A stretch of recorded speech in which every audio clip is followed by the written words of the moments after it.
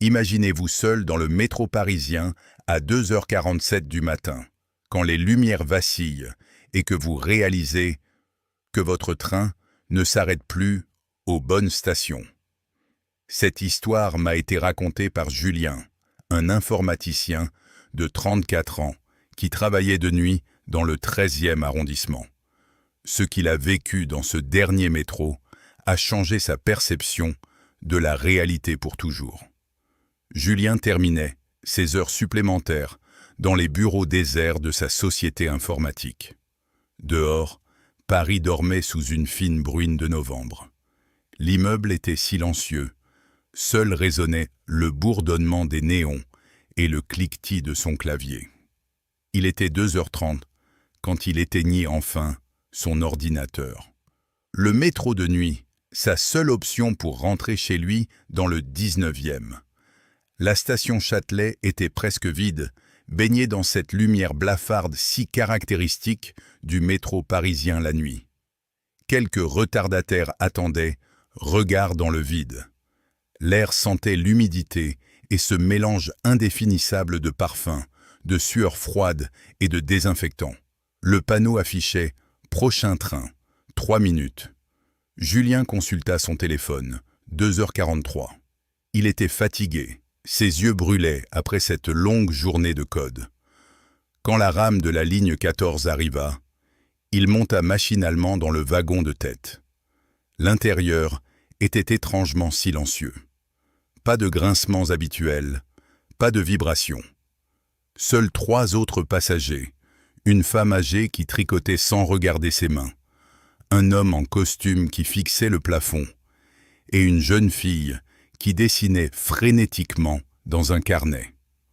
Aucun d'eux ne leva les yeux quand Julien s'installa.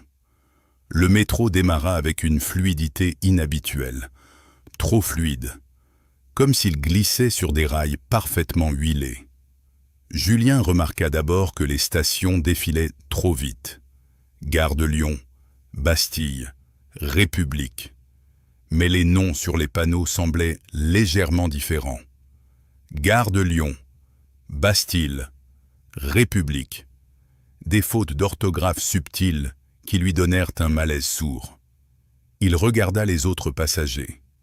La vieille femme tricotait toujours, mais ses aiguilles ne touchaient jamais la laine. L'homme en costume avait les yeux révulsés, ne clignant jamais des paupières. La jeune fille dessinait avec un crayon qui ne laissait aucune marque sur le papier. Le métro ne ralentissait plus aux stations. Il les traversait à pleine vitesse, dans un silence de cathédrale. Julien se leva pour vérifier le plan de ligne. Ce qu'il vit le glaça. La ligne 14 continuait bien au-delà de ses terminus habituels.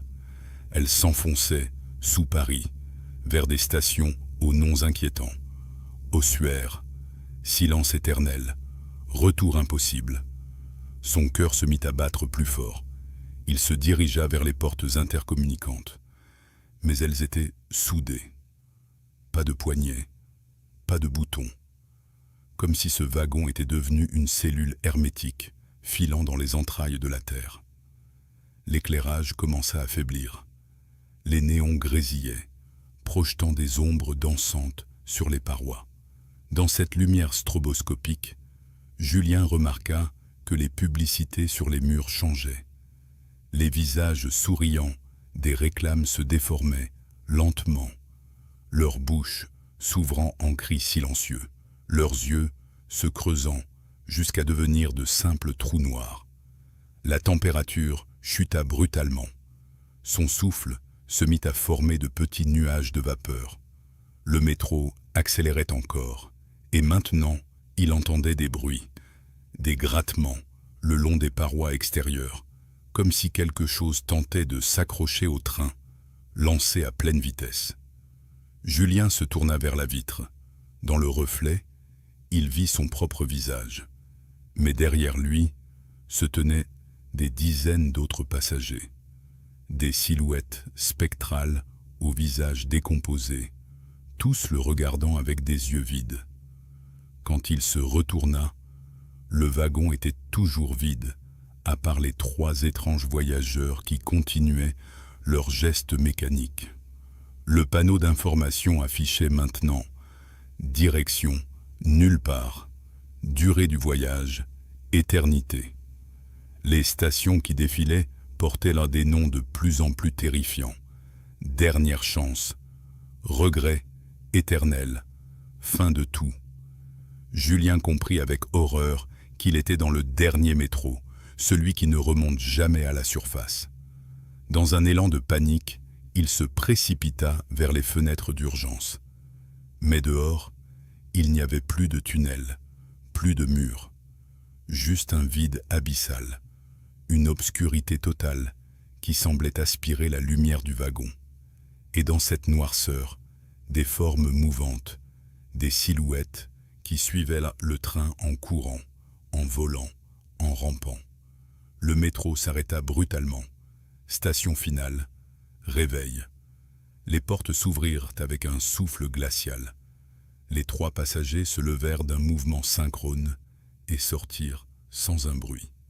Julien, tremblant, les suivit. Il se retrouva sur un quai identique à celui de Châtelet. Mais tout était inversé, comme dans un miroir déformant. L'horloge tournait à l'envers. Les panneaux étaient bourrés d'écrits en caractères incompréhensibles. Une voix résonna dans les haut-parleurs, mais elle parlait à rebours, comme un disque joué à l'envers. Julien courut vers les escaliers, grimpant 4 à 4 vers ce qu'il espérait être la sortie.